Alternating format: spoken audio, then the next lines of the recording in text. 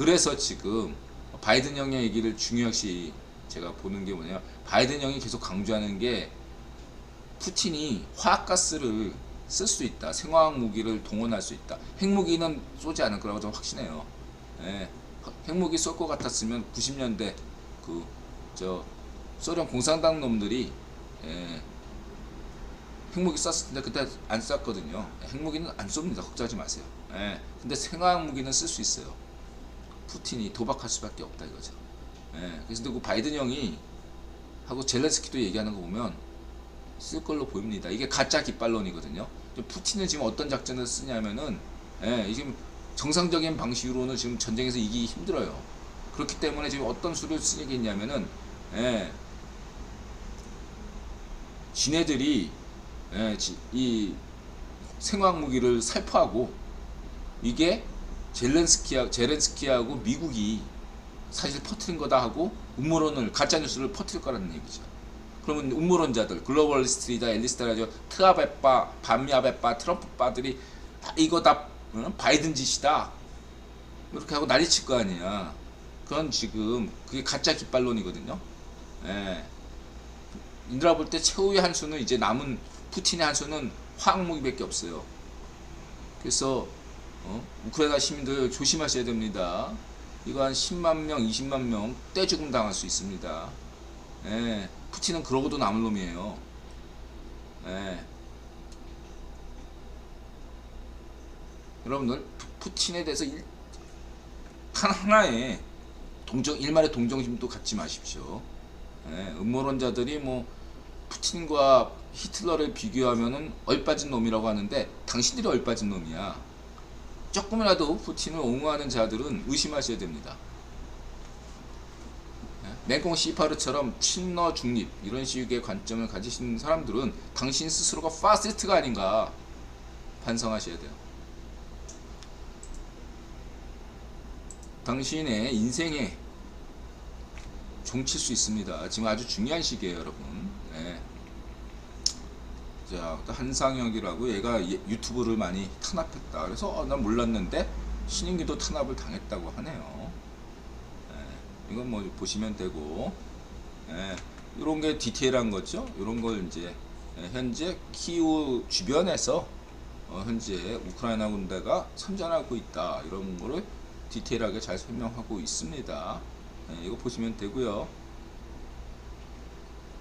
그리고 이제 인드라 몰랐는데, 신인균이 하르키우 제2의 도시죠. 한국으로 치면 부산 같은 제2의 도시인데, 하르키우 방어전을 전개한 우크라이나 군대를 채운 최고 수갑으로 꼽히고 있는데, 이유가 뭐 때문인지 모르겠네요. 이거 아시는 분 있나요? 신인균 입장은 현재 군사작전 면에서 하르키우 방어전을 이렇게 지켜낸, 하르키우를 지켜낸 뭐 장군이 이번 우크라이나 전쟁에서 승리한다면 최고 순갑이다, 이렇게 보네요. 이유가 뭔지 모르겠습니다. 궁금하네요. 자, 이렇게 말씀드리시고요. 그 다음에 러시아, 이거 아까 얘기했던, 예, 방공 시스템에서 이거 아침한 게, 예, 이렇게 예비 조기 경보기가 한국에 떴는데 예비 전력이다 이거요. 그래서 있던 전략들은 다 지금 우크라이나에 간 거죠. 바이든 대통령은 이제 대공 미사일 방어 시스템 등이 우크라이나에 투입됐다. 예. 이게 중요해요. 푸틴이 생화학 무기 사용 징후 명확. 예. 바이든 형이 정보에 딱 근거해서 하기 때문에요. 저 그냥, 예, 블러핑 아닙니다. 제가 볼 때는 이거, 예, 현실이 될 가능성이 굉장히 높다, 이렇게 볼 수 있고요. 문전비가 안보에 조그만 불안이 있어도 안 된다고, 이렇게 재앙이가 자꾸 신냉전이라고 하는데, 누구는 신냉전이고 인드라 같은 사람은 신제국이라고 합니다. 어떤 의도가 있나요? 네. 이게 왜 이렇게 붕어빵 이게 저기가 됐지? 잠깐만요. 네. 자, 인드라가 신냉전에 대해서, 저 신제국에 대해서 계속 얘기했죠. 지금은 신냉전 시대가 아니라 신제국 시대다. 신냉전의 개념은 이 트럼프 쪽 구건 귀족의 주장이죠. 예를 들어서 누구야? 갑자기 알렉스 퍼거슨 있죠. 역사학자, 영국의 역사학자. 걔가 신냉전 주장하잖아요. 그런 식으로 트럼프 시대, 트럼프 분파 쪽 애들이 신냉전을 주장하고, 그다음에 맥공이 시바르 쪽이 신냉전 주장하죠. 그러니까 문좀비는 당연히 신냉전이죠. 뉴욕타임즈 쪽도 약간 신냉전 이렇게 얘기하기도 하는데, 뉴욕타임즈는 지금 애매해요. 뉴욕타임즈 포지션이 지금 자유파쇼 또 껴안아야 되는 포지션이기 때문에 뉴욕타임즈는 인드라가 이해해요. 그렇다고 해서 뉴욕타임즈의 입장을 인드라가 비판하지는 않습니다. 그런 면에서 뉴욕타임즈가 그 버니 샌더스 같은 자유파쇼 그룹을 한 축으로 놓고 있기 때문에 그런 뉴욕타임즈 입장은 인드라가 나름대로 이해하고 있거든요. 중요한 건 좌우의 파시오들이 신냉전을 주장하고 있다 이거죠. 그러나 현실은 신냉전이 아니라 신제국 시대다. 그리고 지번에 지금 단테니 뭐니 이런 애들이 막 그렇게 약간 인드라 볼 때는 좀 비판적인데, 어쨌든 단테가 저 3% 쪽으로 라인이 서 있어서 그런지 그런 쪽으로 가는데, 인드라 냉정하게 얘기할게요. 이제 시작이에요. 20년 남았어. 20년. 마치 지금이 어떤 사람은 1930년대 맞아, 세계 전쟁이 터지기 직전에 1930년대를 얘기하기도 하고 여러 가지로 얘기를 하는데, 인드라 볼 때는 그러니까 이게 유엔이 새롭게 꾸며지는 거. 지금 이 현재 유엔 체제는 2차 세계대전을 바탕으로 해서 만든 체제 아니에요? 근데 인드라 강조했잖아. 이제 유엔 체제가 재구성되는 그러한 상황으로 접어들고 갈 수밖에 없다. 당장에 유엔이 해체된다는 건 아닙니다. 근데 점점 유엔의 기능이 유명무실해 가고 있다 이거죠. 처음에 설립됐을 때 한국전쟁까지만 해도 작동이 잘 원활하게 됐다면, 지금은 마치 1차 세계대전 직후의 국제연합처럼 일본과 독일의 준동을 막지 못했잖아요. 국제연합이. 지금 유엔에서 러시아나 중국의 어떤 이런 무지막지한 행동을 막지 못하고 있는 상황이다. 유엔의 어떤 기능이 상당히 저하되고 있다. 이런 비판을 갈 수 없고, 이러한 것은 다시 말하자면 세계 체제의 변화가 불가피하다 라고 할 수 있겠습니다. 그래서 그러한 것들의 어떤 큰 그림을 보면 결국은 양자 산업 시대로 가기 위한, 양자 산업 시대가 아무리 늦어도 2050년대에는 들어올 것이라 보고 있거든요. 그래서 빠르면 2040년대, 향후 20-30년 동안에 남아있는 그 기간에 세계 체제의 변화가 시작됐다. 이렇게 보시면 되겠습니다. 그래서 단테 따위가 얘기하듯이 무슨 기축통화 달러에서 추출되고 무슨 위안화가 되고 이런 거 얘기 있잖아요. 다 그냥 떡밥에 불과하다. 이렇게 보시면 되겠습니다. 이번 전쟁으로 달러는 더 강화됩니다. 기축통화로서의 역할이 더 강화돼요. 당장은 중국이 중립국처럼 보이니까 이득을 많이 취하는 걸로 보이죠. 자, 이 비유를 어떻게 들겠냐면 1990년대 초반에 소련이 붕괴됐을 때, 소련의 노다지 아니에요. 소련의 거기는 완전히 무주공산이었단 말이에요.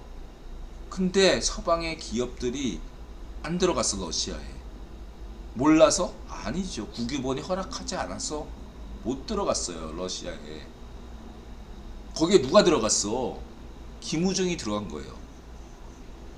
김우중더러 국유본이 야, 너 세계는 넓고 할 일이 많다며 가서 좀 해봐라. 김우중이 신나가지고 간 거예요. 그리고 때가 되니까 김우중 자른 거죠. 국무에서. 무서운 사람 무섭죠. 지금 딱 보기에 러시아가 먹음직스럽잖아. 푸틴이 망쳐가지고 러시아 경제가 거기 석유가 왕창 있고 원자재 천국인데 이걸 그냥 중국이 독식할 수도 있네. 이렇게 해서 여러분들 생각하고 있죠. 중국 애들이 어떤 입장이냐면, 지금 어떤 입장이냐면 자칫 손대다가 간다 생각하고 있어요. 여러분, 아는 사람들은 그렇게 생각한다니까. 함부로 먹으면 안 돼. 러시아에 그거는 국유본에 허락이 있어야 돼요. 예, 푸틴을 여태까지 거기다 꽂아놓은 게 국유본인데 거기 이권이 있다고 그거를 중국 애들이 마음대로 먹는 게 아니라고. 예, 한국 사람도 욕심내면 안 되고 다 주인이 따로 있어.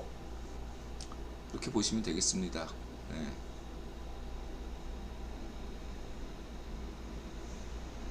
자, 일로연님 어서오세요. 자, 간단히, 그래서 지금은 신제국 시대다. 1880년대인지라 강조했잖아. 지금은 한 150년 전에 보통 얘기하는 그레이트 게임 언제부터 시작된 거예요? 크림 전쟁 이후 1850년대 러시아와, 저쪽은 러시아가 싸우고 이쪽은 영국과 프랑스가 한 편이 돼가지고 싸웠잖아요. 그래서 영국과 프랑스가 이긴 전쟁이 크림 전쟁 아닙니까? 그때 러시아가 깨져가지고 황제가 죽고 개혁군주가 들어섰단 말이야. 예. 그래서 이 크림 전쟁에서 깨져가지고 프리메슨 개혁군주가 들어서가지고, 러시아가 전쟁에서 진 거는 철도가 없기 때문이고 나라를 개혁시키지 않았기 때문이다. 뭐 이렇게 생각해가지고 러시아를 개혁했어요. 그리고 그 인드라 강조했잖아, 이 러시아 군주에 대해서. 나중에 예? 너무 잘 나가니까 파리 로스차일드가 암살한 기업군주가 있다고. 러시아 파리 로스차일드가 암살했잖아, 애들 시켜가지고. 어쨌든 간에 중요한 건, 지금 푸틴은 크림 전쟁 때하고 유사한 국면으로 가고 있다. 그래서 뭔가 지금 러시아에는 개혁적인 군주가 필요하다, 새로운 짜르가 필요하다, 이렇게 말할 수 있겠습니다. 그래서 크림 전쟁 때 이후로 그 그레이트 게임이 시작됐다 뭐 그렇게 하잖아요. 그리고 그때 터키 역할이 있어요. 터키 지금 막 에르도안 얘들 계속 에르도안 주목하라고 얘기하잖아. 그런 것처럼 그 시대가 1850년대가 사실상 제국주의 시작이거든요. 뭐 인드라가 보통 얘기하는 거, 대륙주의가 도금 시대라고 얘기하는 건 1880년 되지만, 이 1880년대부터 인드라도 규정하잖아요. 레닌은 독점 자본주의 시대, 인드라는 1880년대부터 제국주의 시대, 대륙주의는 도금 시대. 1880년대가 중요하거든요. 왜냐하면 그때 1880년대에 비로소 로스차일드 가문이 세계를 장악했기 때문이죠. 구별 황제 가문이 명실상부하게 됐기 때문이죠. 그 전까지는 지배적인 지위에 있었지만 베어링 가문 눈치를 보고 있던 로스차일드 가문이 드디어 베어링 가문을 확실히 밀어내고 우뚝 선 시기가 1880년대. 1973년은 로스차일드 가문을 밀어내고 록펠러 가문이 구별 황제가 된 시대가 1973년이고, 그렇죠? 그게 중요한 시기란 말이에요. 근데 그 1880년대의 그런 징후는 이미 30년 전인 1850년대 크림 전쟁에서 찾아볼 수가 있듯이, 오늘날에 이 러시아와 푸틴의 이 우크라이나 침략 전쟁은 마치 150년 전에 크림 전쟁의 재판으로 보여진다, 인드라 볼 때. 신제국 시대. 그래서 이것은 결국 어떻게 가느냐, 한 30년 지나면은 무섭게 정보가 양자 산업이 본격화될 것이기 때문에 30년 앞을 내다본 큰 그림에서 지금 일어난 사건이다. 여기에 푸틴이 부하내동했다. 푸틴이 잘못 판단했다 라고 할 수 있겠습니다. 그럼 푸틴은 왜 이렇게 멍청한 짓을 했느냐? 그 당시에 짜르하고 유사한 생각을 가지고 있었기 때문이죠. 푸틴이 뭐라고 얘기하냐면, 우크라이나와 러시아는 한민족이다, 이렇게 주장하거든요. 그런 어떤 근거가 뭐냐면 바로 러시아 정교회입니다. 러시아 정교회. 러시아 정교회 입장에서는 우크라이나 정교회를 인정하지 못하고 있어요. 똑같다고 생각해요. 근데 저 정교회가 굉장히 이 종교가 중요한 이유가 뭐냐면 우크라이나 민족을 얘기할 때 우크라이나 민족의 출발은 이 종교에서 찾거든요. 우크라이나 민족의 근거는 근데 우크라이나 정교회가 성립이 되면서 독자성을 갖추면서 우크라이나 민족이 탄생했다 이렇게 볼 수 있습니다. 여기에 벨라루스와 우크라이나가 다른 것은 벨라루스 같은 경우는 앞에 뒤에 루스가 붙어 있듯이 사실 벨라루스하고 러시아는 통합해도 상관이 없는 나라입니다. 그러나 우크라이나와 벨라루스는 다른 조건이 있어요. 뭐냐면은 말하자면은 우크라이나 쪽은 카자흐 같은 애들이 백인 카자흐들이 많이 살았던 변방이라고요. 예, 촌놈들이라고. 예, 무시당했던 애들이라고요. 예, 그래서 그런 어떤 변방의식 때문에 우크라이나 사람들은 러시아와 동화되기를 거부하고 있고, 그리고 제일 중요한 게 우크라이나의 서쪽은 이미 폴란드의 그 로마 카톨릭에 동화된 사람들이다. 동부는 몰라도 서부는 확실하게 러시아와 더 이상 차라리 폴란드하고 같이 합쳐지기를 원하지 러시아와 합쳐지기를 원하지 않는다. 이런 어떤 특수성 때문에 푸틴이 생각하는 것은 대단한 착오지만 똑같이 과거의 짜르가 잘못 판단했듯이 푸짜르라고 그러죠. 푸짜르. 푸틴이 왜 이전에 푸짜르처럼 착각하고 있는가? 그것은 바로 러시아 정교회 때문이다 라는 거죠. 러시아 정교회의 꿈은 뭐냐면 모든 동방의 정교회를 하나가 되는, 그래서 자기가 동방교회의 맹주가 되는, 신성로마 황제가 되는, 동방로마의 황제. 과거에 짜르 150년의 짜르가 그렇게 전쟁을 일으킨 이유가 이스탄불을 먹으려고 한 거거든요. 이스탄불. 그 과거에 동로마 제국의 수도였잖아요. 이스탄불 먹으려고 했던 그거 하나로 그냥 모든 작전들이 아무리 그 객관성이 이거 어렵습니다. 밑에서 아무리 진언해도 짜르가 이스탄불로 무조건 가. 이 푸틴도 똑같은 맹신을 갖게 된 거지. 무조건 우크라이나 먹어야 돼. 이런 어떤 누가 자꾸 조금씩 이렇게 세뇌를 시켰을 거라고 좀 봅니다. 가다피를 세뇌시키듯이. 발적정원도 세뇌당했고 문전비도 세뇌당했잖아요. 이렇게 이런 식으로 탁 하면 애가 뭐가 옳은지 모르는 천지분간을 못하는 또라이가 되는 거죠. 푸틴은 또라이가 된 거예요. 제가 볼 때. 제대로 걸린 거야 이거. 이거는 헤어날 수가 없어요. 카다피나 반적정원이나 맹콩 18호도 마찬가지지. 문준비도 마찬가지고 제대로 미친 겁니다. 이런 놈은 용서하면 안 돼요. 그렇게 보시면 되겠습니다. 그래서 이스탄불로 가자, 우크라이나 먹자, 이게 안 된다. 근데 본인은 무조건 그게 뭔가 신의 뜻이라고 생각하는 거죠. 그리고 이제 이것 때문에 노브맨이 카톨릭적으로 이렇게 됐잖아요. 그러니까 카톨릭적으로는 걔는 로마 카톨릭으로 보이는데 이 카톨릭적으로 또 음모론 하는 애들이 많잖아. 정의사제 구현당 같은 애들이 좌파쇼들이 그런 거 많이 퍼뜨리기 때문에 거기서 주워 들어가지고 노브맨이 떠드는 건데, 그런 거 믿고 있으면 파시스트가 된다 이거예요. 아직은 파시스트가 아니지만 노브맨이 음모론도 가려서 들어야 되는데 그런 점을 강조드리겠습니다.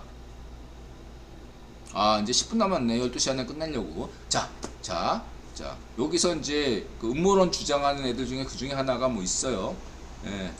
보면, 잠깐만요.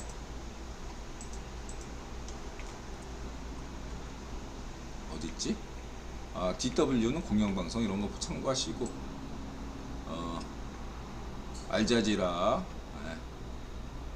뭐, 핀란드 겨울전쟁처럼, 아조프의 그 반나치, 인도는 아조프 대대 그 비판적이지만 나치, 친나치 하는 건 비판적입니다. 그거는 옹호할 수가 없어요. 다만 우리는 그걸 알아야 됩니다. 핀란드가 자기의 나라를 지키기 위해서 어쩔 수 없이 독일과 협력한 면이 있습니다. 그쵸? 그게 바로 겨울 전쟁이에요. 그래서 인드라 핀란드 겨울 전쟁. 예, 소련 좌이파쇼 군대와 맞서기 위해서 핀란드 군대가 어쩔 수 없이 전술적으로 협력한 건 있습니다. 그렇다고 해서 우리가 핀란드를 파시스트라고 보지 않잖아요. 이런 점들 여러분들 명심하시고, 우크라이나 역사에도 그런 게 분명히 있어요. 근데 이 아조프 이쪽은 애들이 찐따여가지고 신나치를 한 건 잘못한 게 분명한 겁니다. 그러나 우리는 이런 역사적 맥락을 이해를 해야 된다, 이렇게 말씀드리고 싶고요.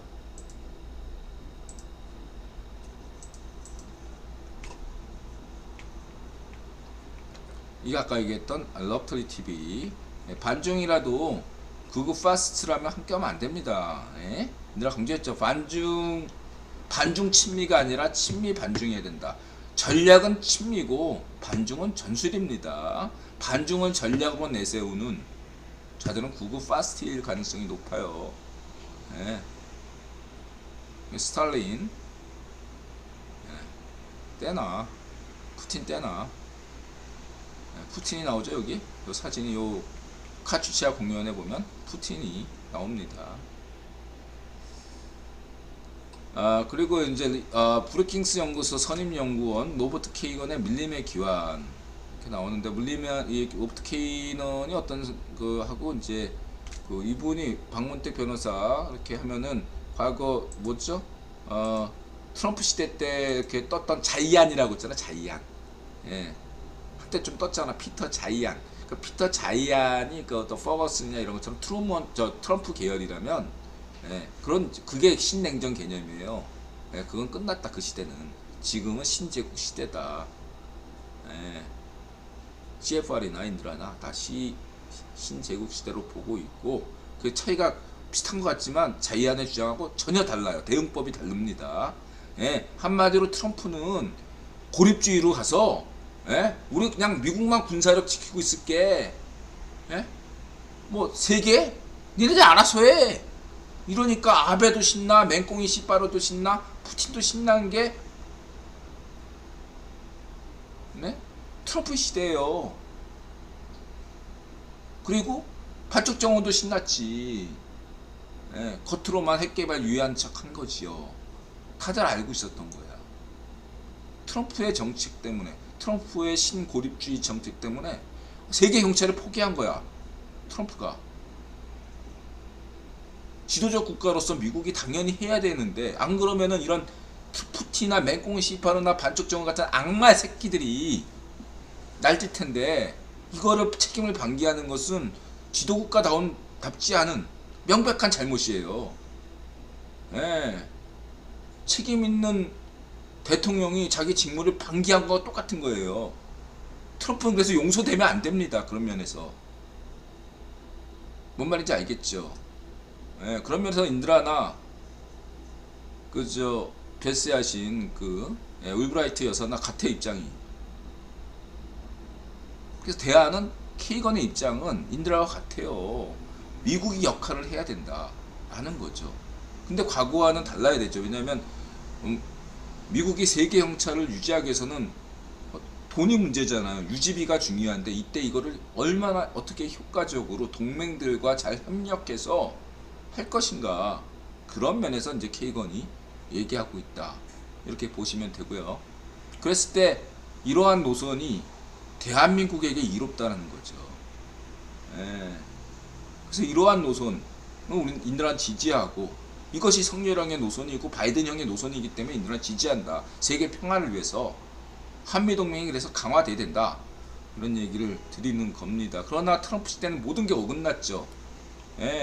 대한민국이 당장 중국의 식민지가 되는 거 아닌가, 이렇게 걱정할 정도가 됐죠. 트럼프가 그렇게 한 겁니다.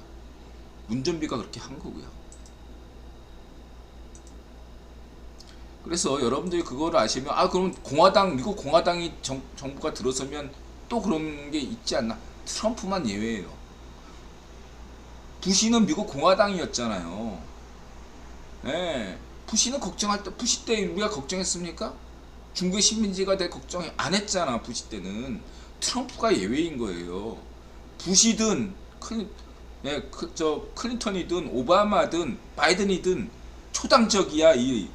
미국 외교는 트럼프만 빼건 예, 민주당이든 공화당이든 같아요. 초당적으로.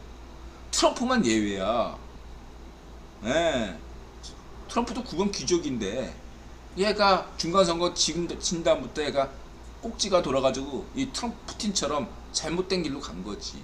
푸틴이나 트럼프나 예, 또라이가 된 겁니다. 미친놈이 된 거예요. 그 전까지는 2년 동안 트럼프 2년 동안 정상적인 대통령이었다면 예, 중간선거 패배한 다음부터 예, 부정선거 주장하는 그때까지 다 걔는 트럼프는 미친놈입니다. 이거 잊지 마셔야 돼요. 그런 미친 트럼프를 지지한다는 건 파스트라고 자기가 선전하는 겁니다. 그리고 이제 이게 이제 예? 그 어떤 사람인가 예, 이 보시면 돼요. 케이건이 어떤 사람인가 예, 위키피디아 보시면 대로 그림이 나오죠. 예. 브루킹스 연구원, 그 다음 외교관계요 CFR 일원이죠. 예. 그러면서 특이한 게 이 케이건의 특징이 뭐냐면 신보수주의, 네오콘처럼 보이는데 실은 이 사람은 알고 보면 예, 진보주의자다. 이렇게 가디언이 주장하는 게 재미있죠. 겉보기에는 예, 네오콘 같아. 근데 아니다 이거야. 이런 사람이 또 한 명 있어요.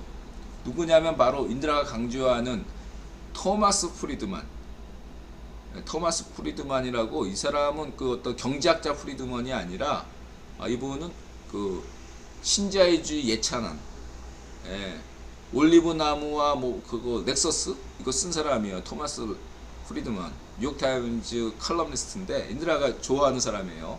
예, 이 사람 책 보고서 인드라가 감명받아가지고 신자유주의에 대한 편견을 벗고서 예, 신자유주의의 장점을 인드라가 생각하기 시작했던 그런 사람인데, 이 토마스 프리드만도 하고 이 케이건의 입장이 이 네오콘과 비슷하고 부시와 비슷하면 바로 이라크 전쟁에 대해서 같은 입장을 가지고 있다.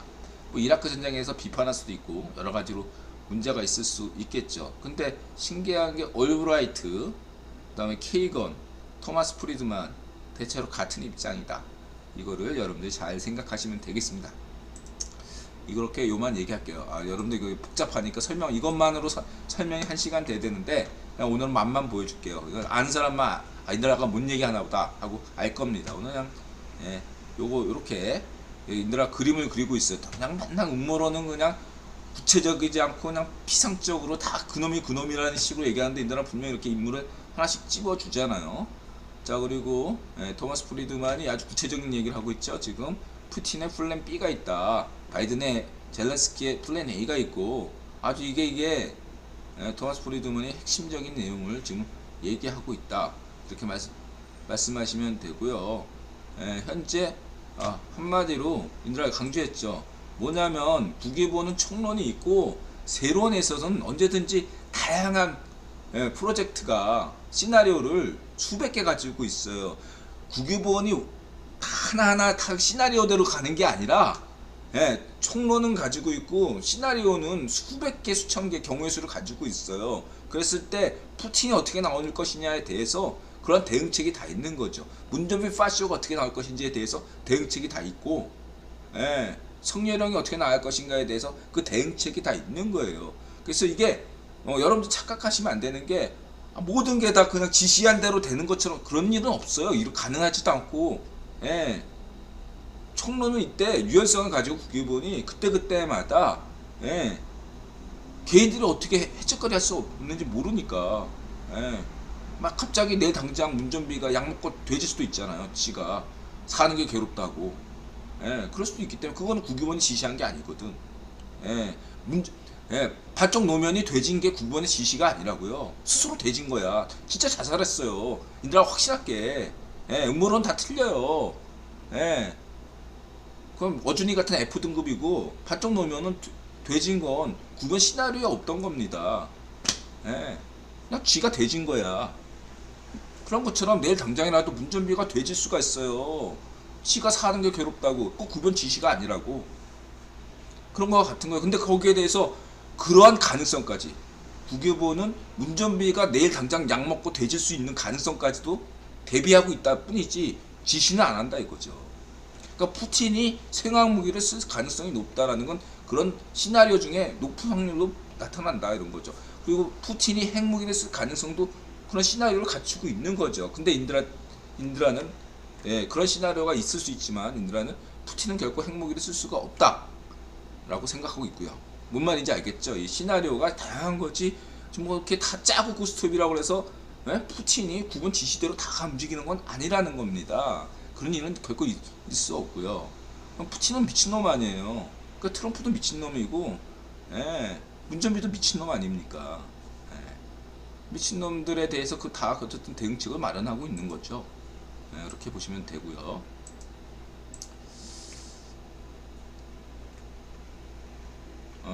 그 다음에 또 중요한 인물이 이게 케이건의 부인이에요. 올브라이트 스톤브리지 그룹 어저께 기억하라고 했죠. 놀란드 부인이에요. 우크라이나 유대계 출신입니다. 그리고 이 분이 중요한 얘기죠. 생화학 얘기. 우크라이나에 생화학 무기가 있다고 주장한 분이 바로 이 놀란드입니다. 이렇게 인드라 인물도 딱딱 찝어주잖아요, 여러분. 그리고 바이든이 러시아 사이버 생화학 공격 경고. 이거 그냥 여러분, 바이든이 아무 생각 없이 얘기하는 거 아닙니다, 여러분. 그 다음에 이제 음모론, 우크라이나 전쟁, 당신이 분명히 알아야 될 것. 이 친구 얘기가 은근히 인드라 같은 얘기를 하는 거죠. 좌우는 이제 중요하지 않다. 뭐 이런 식으로 해결식, 뭐 그래가지고 얘가 딱 보니까 저기 뭐죠? 신자파, 신자이파쇼. 딱 냄새를 딱 풍기는데, 다시 말해서, 자, 이 친구의 주장은 뭐냐면은 딱 맹꽁 시파르가 주장하는 친러 중립이에요. 다시 말하면 글로벌리스트에 대항하기 위해서 푸틴은 착한 놈이다. 일단 그런 입장이에요. 주류 언론의 얘기는 믿지 마라. 서방 언론은 전체 다 거짓이다. 글로벌리스트는 믿지 마라. 그러니까 푸틴이 착한 놈이 되는 거야. 그러나 푸틴도 착한 놈은 아니다. 푸틴과 헨리 키신저가 만났다. 푸틴이나 트럼프도 결코 착한 놈은 아니다. 얘도 글로벌리스트에게 협력했던 자다. A도 B도 아니지만 A도 아니고 B도 아니다. 그래도 푸틴은 덜 나쁜 놈이다. 이게 무서운 겁니다. 이게 파시즘이에요, 여러분. 이걸 비판할게요, 오늘.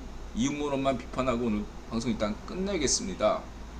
뭐냐면, 자, A가 아니다. B도 아니다. 그럼 A도 아니고 B도 아니면 너 C는 C다. 이런 얘기잖아요.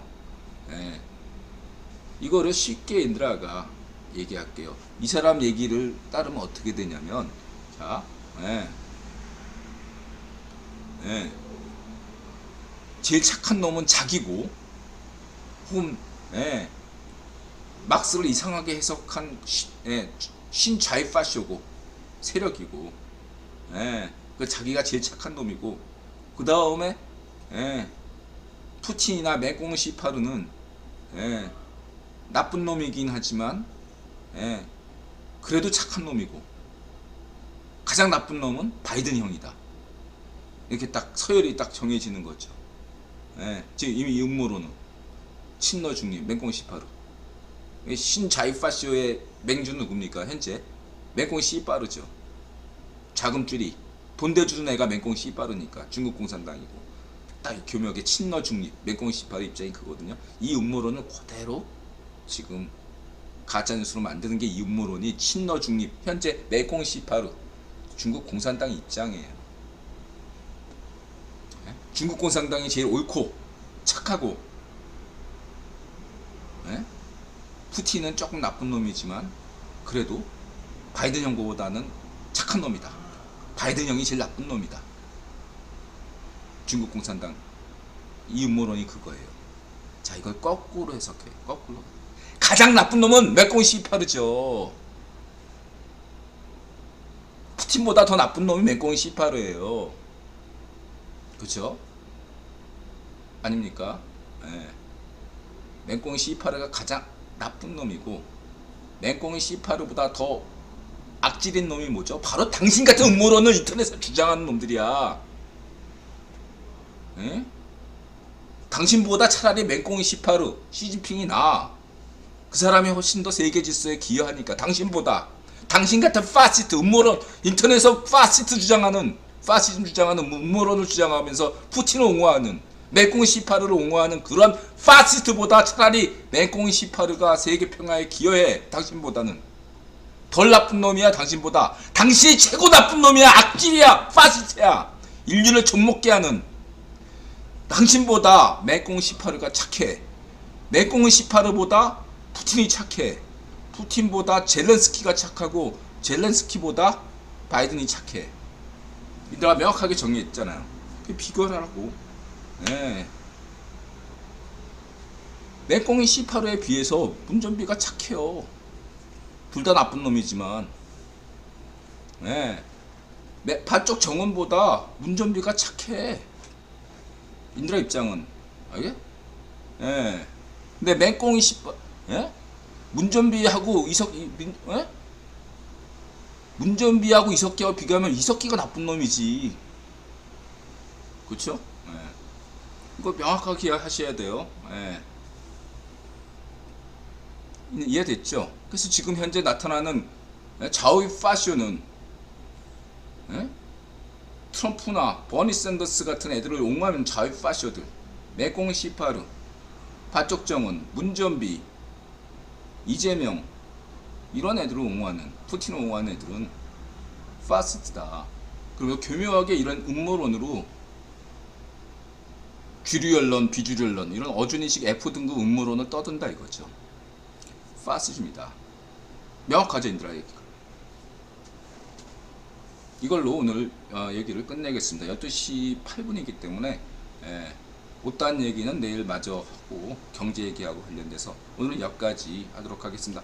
다시 한번 정리하겠는데 우크라이나 전쟁에서 잊지 마셔야 될 것은 좌의 파쇼는 왜 음모론으로 인터넷 음모론으로 왜 푸틴을 옹호하냐는 거죠. 명확한 이해관계는 중국 공산당이 자금을 대주고 있고 신자유 파쇼 이론으로 교묘하게 헛소리를 주장하는 것에 지나지 않는다. 푸틴은 나쁜 놈이고 맹꽁이 시빠르도 나쁜 놈이지만 푸틴보다 더 나쁜 놈은 맹꽁이 시빠르다. 잊지 마시기 바랍니다. 마음을 열고 자세를 갖추고 세상에 감사한다. 마자세. 고맙습니다. 행복하세요.